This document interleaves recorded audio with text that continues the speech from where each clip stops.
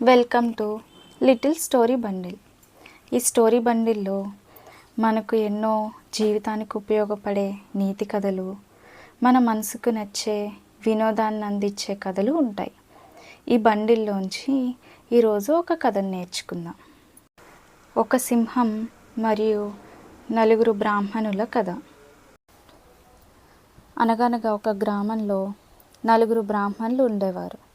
వాళ్ళందరూ చిన్ననాటి స్నేహితులు. ఈ నలుగురిలో ముగ్గురు చాలా చదువులో నిపుణులు. వారు అద్భుతమైన విద్యను నేర్చుకున్నారు.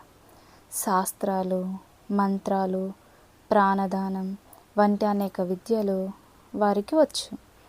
కానీ నాలుగో బ్రాహ్మణుడు మాత్రం పెద్దగా చదువుకోలేదు. కానీ అతను చాలా తెలివైనవాడు, జీవితాన్ని బాగా అర్థం చేసుకున్నవాడు.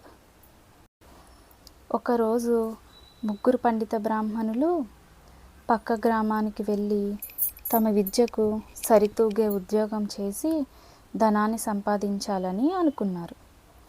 చిన్ననాటి స్నేహితుడైన నాలుగో బ్రాహ్మణ్ణి కూడా తమ వెంట తీసుకొని వెళ్ళారు. వారి ప్రయాణంలో ఒక అడవిని దాటాల్సి వచ్చింది. అడవి మధ్యలో వాళ్లకు ఒక చనిపోయిన జంతువు యొక్క ఎముకలు కనిపించాయి. దాన్ని చూసి అక్కడ ఆగిపోయారు వాళ్ళు. అందులో మొదటి బ్రాహ్మణుడు అన్నాడు, ఈ కళేబరాన్ని చూస్తే సింహము ఎముకలలా అనిపిస్తున్నాయి. దీన్ని మనం అతికించి దీనికి తిరిగి ప్రాణం పోసి మన విద్య యొక్క గొప్పతనాన్ని మనం నిరూపించుకుందాం అని అన్నాడు.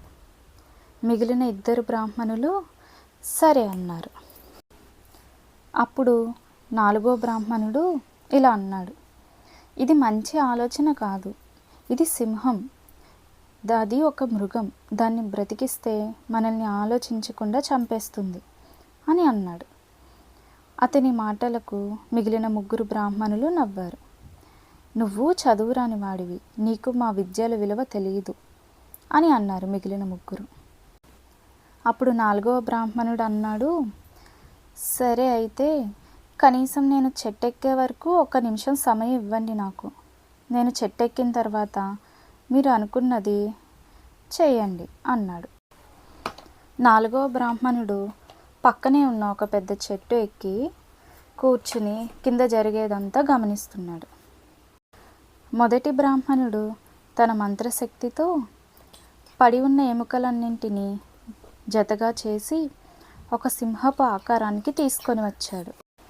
రెండవ బ్రాహ్మణుడు తన మంత్రశక్తితో మాంసాన్ని, చర్మాన్ని, నరాలని అన్నింటినీ సక్రమంగా రూపొందించాడు.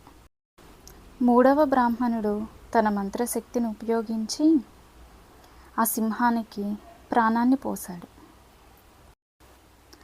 సింహం బ్రతికిన వెంటనే భారీ గర్జనతో లేచింది.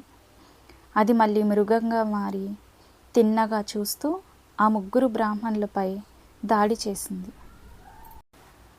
వారి మంత్రశక్తితో సింహాన్ని బ్రతికించారు అన్న ఆనందం వారు అనుభూతి చెందకముందే వాళ్ళ గుండెల్లో భయం మొదలైంది. ఆ ముగ్గురు బ్రాహ్మణులు ప్రాణాలను అరచేతిలో పట్టుకొని భయంతో పరుగులు తీశారు. కానీ ప్రయోజనం లేకపోయింది. సింహం గర్జిస్తూ వారిని వేటాడి చంపి తినేసింది. చెట్టు మీద ఉన్న నాలుగో బ్రాహ్మణుడు నిశ్శబ్దంగా అన్నింటినీ చూశాడు. సింహం వెళ్ళిపోయిన తర్వాత క్రిందకు దిగి సురక్షితంగా తన ఊరికి తిరిగి వెళ్ళిపోయాడు.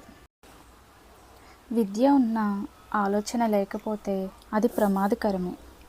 విద్యకు తోడుగా వివేకం కూడా ఉండాలి. జ్ఞానం వేరే, తెలివి వేరే. చదువుతో మూర్ఖత్వం ఉంటే అది మనల్ని నాశనం చేస్తుంది.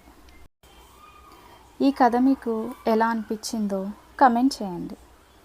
ఈ కథ మీకు నచ్చితే లైక్ చేయండి, షేర్ చేయండి, అలానే సబ్స్క్రైబ్ చేయండి. ఇలాంటి మరిన్ని కథల కోసం